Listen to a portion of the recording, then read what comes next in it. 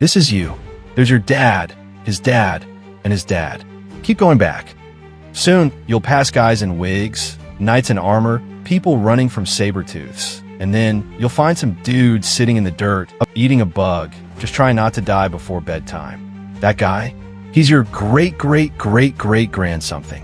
He's got no name, no shoes, and no idea that one day you'd be here, snacking, tired and addicted to iced coffee. But here's the crazy part. If that guy, or anyone else in your family line, got eaten, fell off a cliff, or just didn't have kids, you wouldn't be here. Poof, gone. You exist today because thousands of people didn't die when they almost did. You're not just lucky. You're the result of pure chaos and really stubborn DNA. So let's see just how close you came to not being born. We're counting down the 5 deadliest times in human history.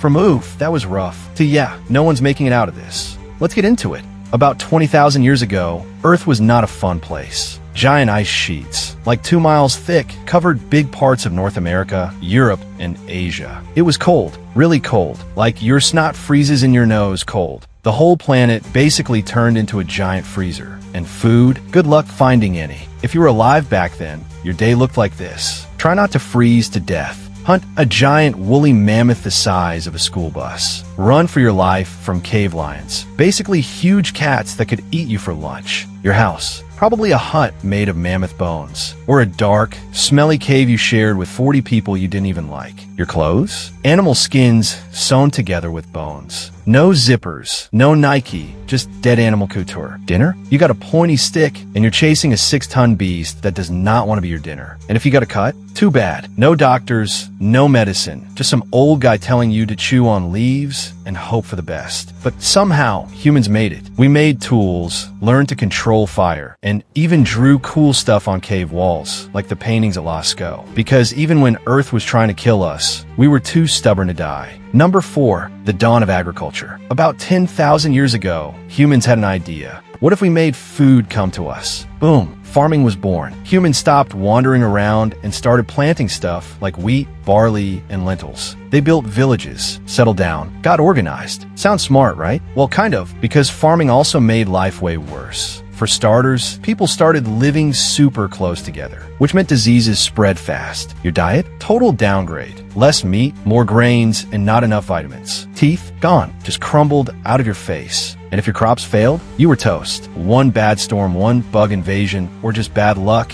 and the whole village would starve while staring at the sky like, seriously? Archaeologists even found old skeletons with signs of hunger, sickness, and nightmare-level dental problems. Turns out, planting seeds also planted a whole bunch of new problems. Number 3, the Mongol invasions. If you were alive in the 1200s and saw a dust cloud in the distance, you had maybe 3 minutes to freak out before your whole city was gone. The reason? Genghis Khan, a guy who thought mercy was a made-up word. He and his Mongol army created the biggest land empire ever. From China all the way to Europe. Their game plan? Show up fast, hit hard, and leave nothing behind. Whole cities were erased. People were wiped out. And if anyone did survive, they were sometimes used as human shields for the next fight. Yeah, it was that brutal. Their horsemen were insane, shooting arrows from 300 yards away while riding at full speed. That's like inventing drive-by warfare before cars even existed. Historians think the Mongols wiped out 10% of the world's population. And back then, the world was way smaller. Terrifying? Absolutely. And we're just getting started. Number 2, the Black Death. In 1347, Europe got a very unwanted gift from Central Asia.